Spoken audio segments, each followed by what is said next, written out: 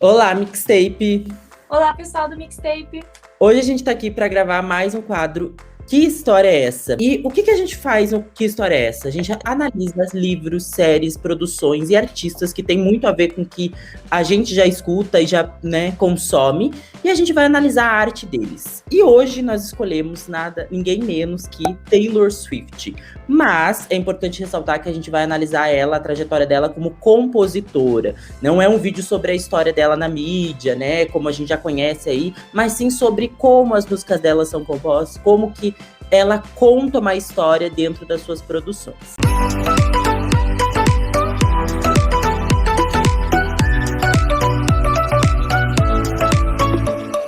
Bom, ouvir Taylor Swift é muito mais do que ouvir uma música, é ter uma experiência. Quem fala isso é a própria Taylor, afinal de contas ela é uma artista conhecida por compor músicas que as pessoas conseguem se conectar muito. Mas afinal de contas, como que a Taylor Swift faz isso?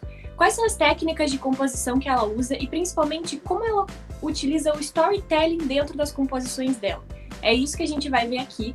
E a gente vai descobrir que muitas das técnicas que a Taylor adota podem ser adotadas para contar histórias em qualquer lugar, não só na música, mas também em filmes e em séries. Bom, a primeira lição que a gente identifica aí nesse segmento de composições da Taylor é atenção à forma. Bom, muita gente fala que a Taylor Swift, além de ser compositora, ela é praticamente uma poeta, né? E eu também gosto muito desse raciocínio.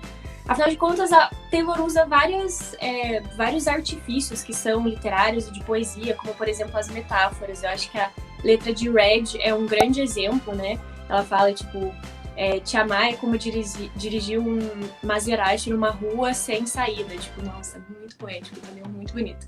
Outra coisa que ela traz também nas suas composições são as descrições de detalhe, né? Ela traz um gênero literário, uma imersão para dentro das suas produções, dentro das histórias, o que aproxima o telespectador e até mesmo tem uma proximidade com o jornalismo literário. Um dos exemplos é que ela traz na música All Too Well, que ela conta sobre o cachecol, né? Ela traz ali o elemento como cachecol, como um artifício para contar aquela história, e ela consegue exemplificar de uma forma muito poética, vamos dizer assim, como aquele elemento está inserido naquele contexto, né? Eu não sei, Mari, se tem alguma outra produção dela que ela traz também essa riqueza de detalhes, como, por exemplo, essa tá bem evidente, né, com o cachecol. Tem uma lá do começo da carreira dela, que é Picture to Burn, que ela comenta que o namorado dela, sobre quem ela escreveu essa música, nunca deixa ela dirigir o carro dele.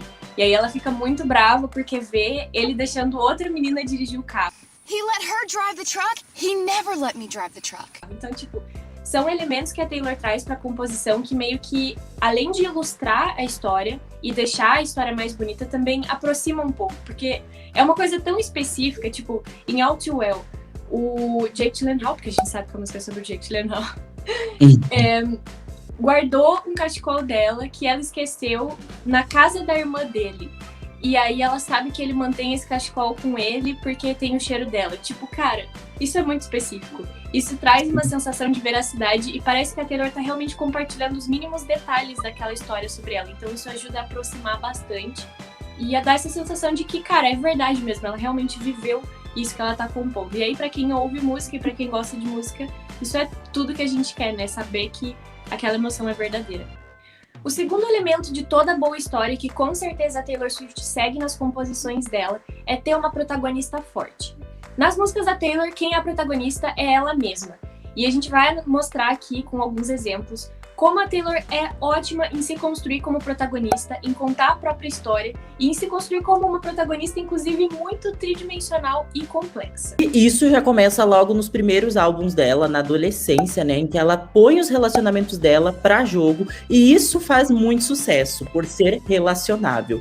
E ela fala sobre outras adolescentes, isso fazia sentido e cria uma identificação com as pessoas, né, porque foi bem na fase que ela tava ali vivendo todos aqueles relacionamentos, e todo mundo na adolescência tem algum relacionamento, tem alguma questão dentro dessa fase, e é uma receita de sucesso que ela lança aí, né, nesse momento, mas, claro, ela sendo a protagonista, ela não conta outras histórias, e sim, sempre histórias que envolvem ela.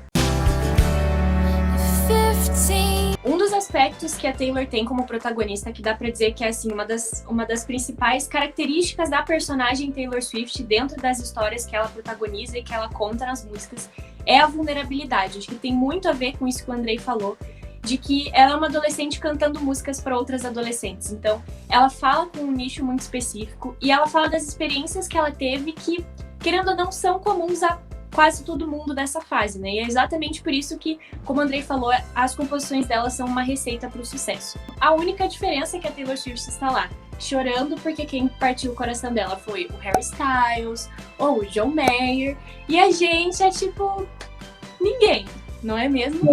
Mas... E com o tempo a fama veio, né? Taylor se tornou aí essa mulher de red carpets, né? Muito poderosa, glamurosa, com clipes caríssimos. E ela começou a ser muito julgada por isso, né? Começou até a ser taxada como maluca. Em algumas produções, como Mad Woman e Blank Space, ela é taxada como doida, né? Vingativa. Ela traz uma questão mais voltada para a má reputação que ela tem. Ela foi até apelidada de cobra, né? Por alguns aí. E ela brinca com isso, ela traz isso para as produções dela. Eu acho que acima de tudo, né? Que ela começou lá trazendo os relacionamentos, ela começa a trazer fatos da vida dela e começa a contar as histórias com os fatos que acontecem. Então, independente dos relacionamentos, que foi uma fase que passou, e ela geralmente ainda traz algumas coisas nas suas produções, ela começou a abrir esse leque, né? Então, até a má reputação dela começou a causar produções dentro do universo Taylor. Acho que o álbum Reputation é a personificação disso que você tá falando, né? Então a gente entra nessa segunda fase da protagonista Taylor, em que ela não é mais a adolescente fofinha, agora ela é uma mulher crescida que tem que lidar com umas coisas bem complexas, assim, relacionadas à fama, e, enfim, compõe sobre isso. E da mesma forma, embora ela esteja falando sobre brigar com o Kanye West no VMA, nem lembro qual foi a premiação, acho que é VMA, a gente se relaciona com aquela música, entendeu? E você pensa naquela pessoa que você não gosta e você fala, cara, é isso. É isso. O fato dela ter várias personas faz com que ela seja uma protagonista tridimensional e torna a narrativa muito mais interessante, trazendo o leitor aí como se fosse numa série, num filme, porque você começa a acompanhar vários momentos da vida dela, né, que ela traz nessas produções, que aquilo acaba se tornando ali uma série, um filme que você quer acompanhar e você está ansioso pelo que vai acontecer, né, com quem ela vai se relacionar, com quem que ela brigou e ela vai trazendo uma música. Então tudo que acontece vira produção. Cada álbum é basicamente uma temporada da vida da Taylor Swift, não é mesmo? Exatamente.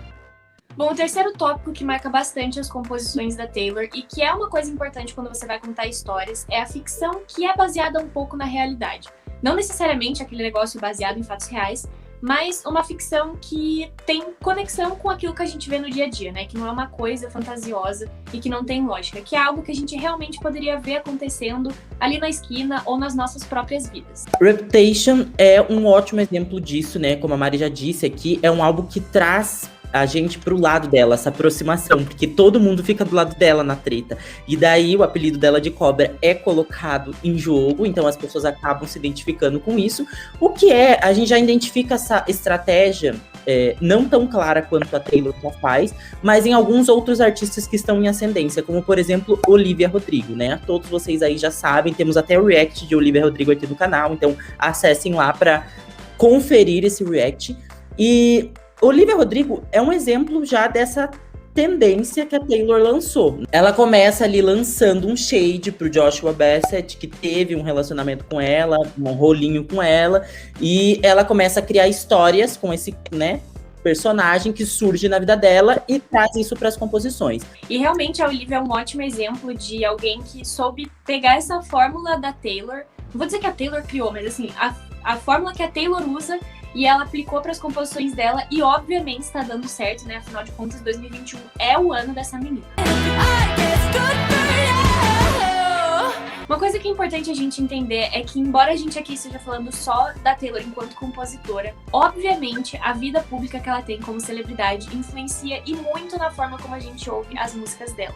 O fato da gente saber que essas histórias existem na vida real, né, e a gente poder acompanhar a narrativa da mídia, com certeza influencia no fato de que a gente quer que a Taylor componha sobre aquilo, a gente quer que ela mostre o ponto de vista dela, né? Acho que as músicas dela sempre são o ponto de vista dela, narrados por ela, né? E uma coisa que, inclusive, deixam Swifties aí acordados de madrugada criando teorias é justamente fazer a conexão entre os pontos da vida pública dela, que a gente vê na mídia, e as coisas que ela compõe, como, por exemplo, no último álbum, em uma das músicas, que ela fala que ela costumava guardar muito rancor dos caras que tinham quebrado o coração dela e tal, e que agora ela enviava presentes para os filhinhos recém-nascidos dessas pessoas. E aí todo mundo, né, imediatamente entendeu que o Joe Jonas e a Sophie Turner com certeza tinham recebido um presente da Taylor para a filhinha deles que nasceu esse ano. Acho que ano passado ou esse ano, né?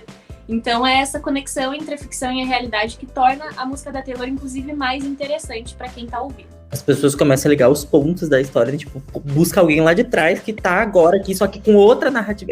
É incrível isso. Não, o povo deve ter, eu imagino que o pessoal tem no quarto, assim, um quadro que eles vão ligando. Uma árvore genealógica, já.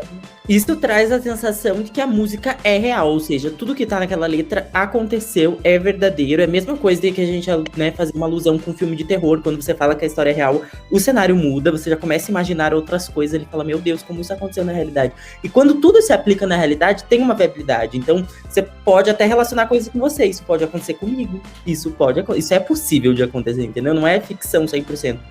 Bom, a quarta lição que a Taylor nos ensina aí sobre as produções é a questão de criar expectativas e curiosidades e easter eggs dentro das coisas. Então ela deixa aí, muitas pistas, muitas suspeitas do que podem acontecer e ela não fala nada, ela só joga no ar. Quando você vê, fala assim, você liga tudo aquilo e fala, não é possível, como ela fez isso? É quase como se a Taylor Swift tivesse um universo cinematográfico da Marvel, assim, sabe? Ela seria uma ótima roteirista da Marvel, que fica plantando pista aqui, ali, conectando as coisas. Só que ao invés de universo cinematográfico da Marvel, é o universo musical da Taylor, assim. Porque ele existe, ele tem os personagens compartilhados. Às vezes uma pessoa que apareceu lá no primeiro álbum volta em outro. Às vezes a música é sobre mais de uma pessoa, às vezes parece que é pra um, mas é pro outro. E essa criação de expectativa, né, que a Taylor deixa, o fato de que a gente sabe que ela vai plantar pistas ali pra gente, e que ela faz isso, né? Ela usa isso como uma forma de se comunicar com os fãs e, inclusive, de deixar eles ansiosos, né? Quando ela fala que ela vai lançar um álbum, você já fica ali esperando. Você já pensa, nossa, no último ano, quem foi que ela namorou? Então vai ter música sobre esse. Aconteceu essa e essa treta, ela vai compor sobre isso. Então a gente já fica ali naquela expectativa. Mais recentemente, a Taylor passou a compor sobre um pouco mais do que apenas a vida dela, né? E com os últimos 2 álbuns, o Folklore e o Evermore, ela começou a trazer também histórias ficcionais ou histórias de outras pessoas para dentro dos álbuns dela. E claro, né, não é por isso que ela deixou de fazer ali o seu universo, as suas conexões, né? Acho que um dos exemplos mais claros e mais recentes que a gente tem da carreira dela, né, em que ela faz esse tipo de jogo, né, com quem tá ouvindo, é o trio famoso, né, desses últimos álbuns agora, que são as músicas Betty, Cardigan e August, né, que a gente depois descobriu que se tratam de 3 músicas conectadas. As 3 músicas contam a mesma história por pontos de vistas diferentes, né, um deles é sobre o namorado que traiu a namorada, que é o caso de Betty. Aí Cardigan traz essa mesma namorada refletindo sobre a traição do cara, e August traz o ponto de vista da amante, né, que, coitada, se iludiu com o cara, não sabia que ele era um idiota e viveu com ele ali um romance de verão que não deu muito certo. Mas um ponto a ser destacado aqui é que esses personagens ainda trazem a personalidade dela, o que mostra que ela só não coloca mais muito as histórias dela. Ela traz personagens e ela joga, talvez, faz essa ligação de histórias que acontece com ela, refletidas nesses personagens. Ali ela consegue criar, né, abre um espaço para essa criação, mas não deixa de ser real, entendeu? É uma ficção, mas tem alguma coisa dela ainda, tem essa identidade, e a gente consegue identificar isso, sabe? É exatamente isso que você falou, Andrei. Mesmo esses personagens fictícios, eles ainda precisam trazer um pouco de verdade, seja uma verdade da Taylor, de uma história que ela tá lembrando, ou então de alguma coisa que ela imaginou, ou de uma emoção que ela tá sentindo na hora, né? Isso se conecta, inclusive, com o tópico anterior que a gente falou, que a ficção tem que trazer um pouco de verdade, né? Inclusive, algumas dessas músicas que a Taylor escreveu sobre outras pessoas são sobre pessoas reais, como é o caso de Marjorie, né, que é sobre a avó dela, que era cantora também, e como é o caso de The Last Great American Dynasty, que é a música sobre a antiga dona da casa dela, da mansão que ela mora. Então, o importante é sempre trazer elementos de realidade, mesmo que seja uma história ficcional, E a Taylor demonstrou que sabe fazer isso nesses 2 últimos álbuns, né? Ou seja, realmente é uma storyteller, assim, das melhores que a gente tem nessa geração. Então é isso, pessoal. Espero que vocês tenham gostado desse vídeo, né? A gente vai trazer mais história essa aí pra vocês. Se vocês gostaram, se identificam e acham que a Taylor é uma super storyteller, comenta aqui embaixo pra gente. Não se esqueçam de se inscrever no canal, nos seguir nas outras redes sociais. Estamos no Instagram, no TikTok. Gente, TikTok, ó, vários conteúdos pra vocês. Então é isso. Um beijo e tchau.